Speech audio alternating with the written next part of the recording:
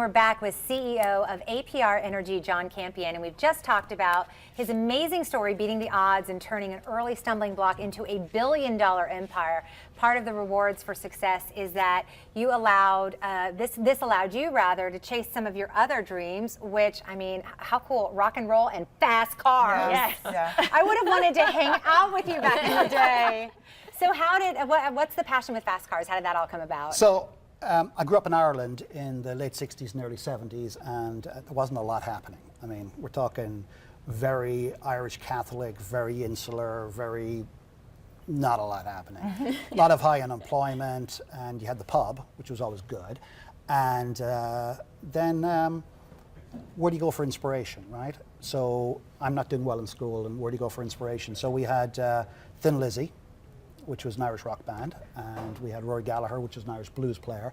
And then about 10 miles from where I grew up, there was a guy called Billy Coleman, and Billy Coleman was a rally driver. Now what rally drivers do is they drive relatively pedestrian cars really fast through forests and through back roads, and there's a guy sitting beside them giving them directions, and it's completely mental, over-the-top stuff. And it's a big Irish sport.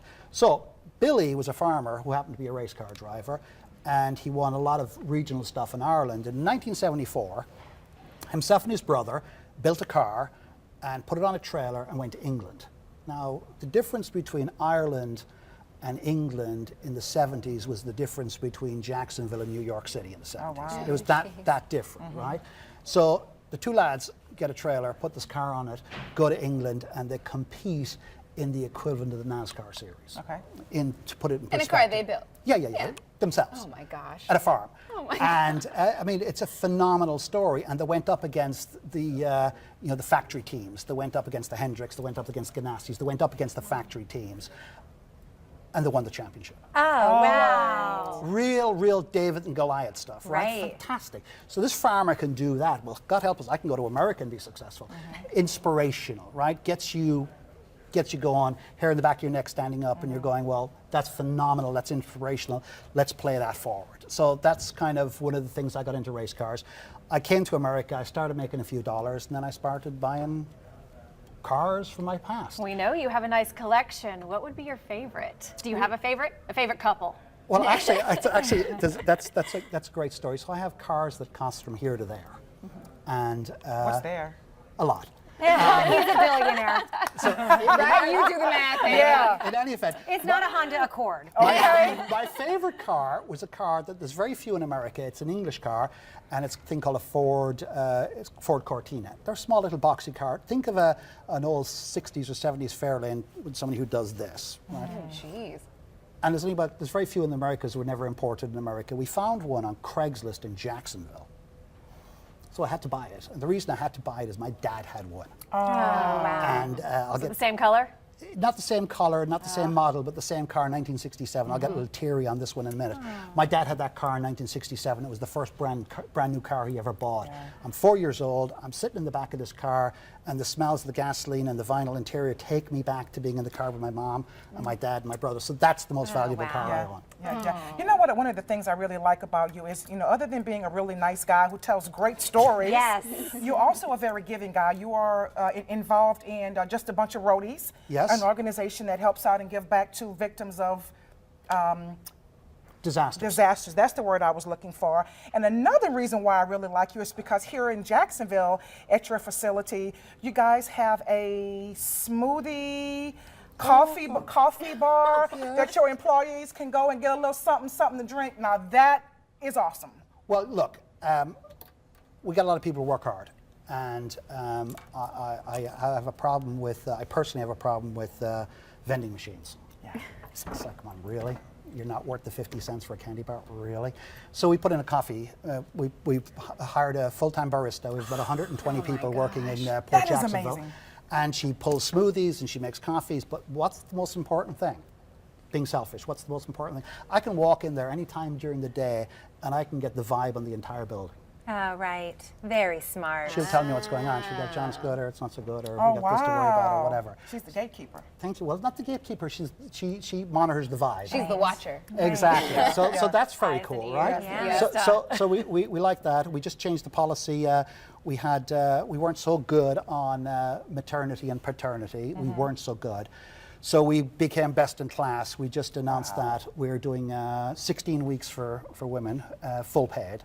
And we're doing 4 weeks for paternity. So 16 weeks for maternity, and then for paternity. We just also rolled out a very good program on education, because we'll probably get to talking about UNF here in a minute. Yeah, We you're will. definitely Do that now. paying it forward with this huge donation you've made to the UNF race team, which is close to my heart because I am an Osprey too. So Yes, thank you for absolutely. that. But how have you been involved with them? So, being uneducated, I recognize I was lucky.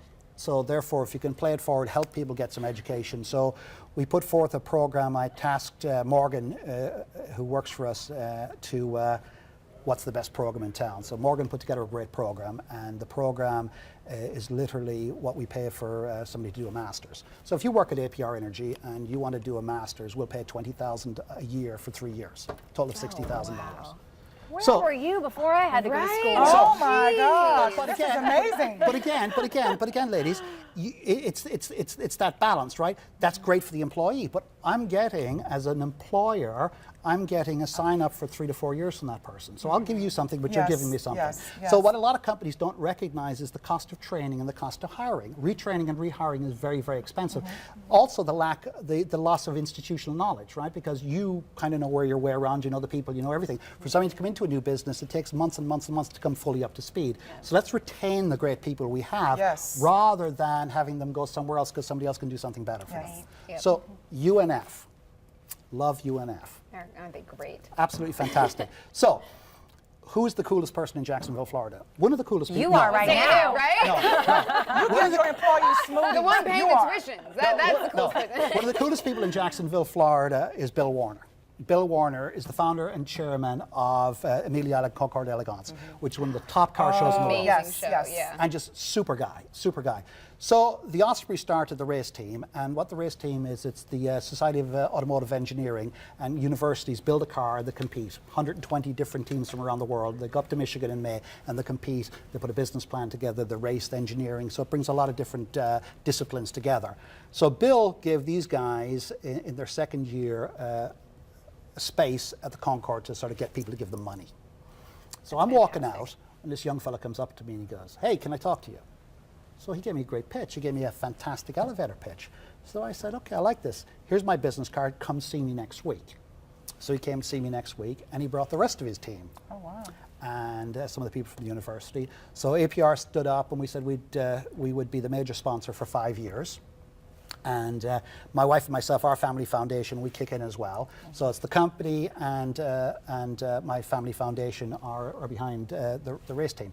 So again, racing, education, playing it forward, local community. And what do we get out of it as a company? What we get out of it as a company, we get to see some great engineers, we get to see some kids, and we get them to intern with us. And again, you end up as a win-win situation for the university, for the students, and for our business. And Yeah. free coffee and smoothies to keep them very productive. There you go. Honestly, That's what a amazing. brilliant concept. You know Thank you what? so much. We want Earlier you said you were just an uneducated man, my friend. Oh no, That's you're obviously not hardly true. uneducated. Hardly. Well, thank you. We're going to Very be kind. asking you for employment applications during the break. Okay. Thank you so much for being here. What's that website again? Coming up next, after spending more than 20 years serving our country, our next guest wants to serve in the U.S. House. Steve Kaufman joins us right next.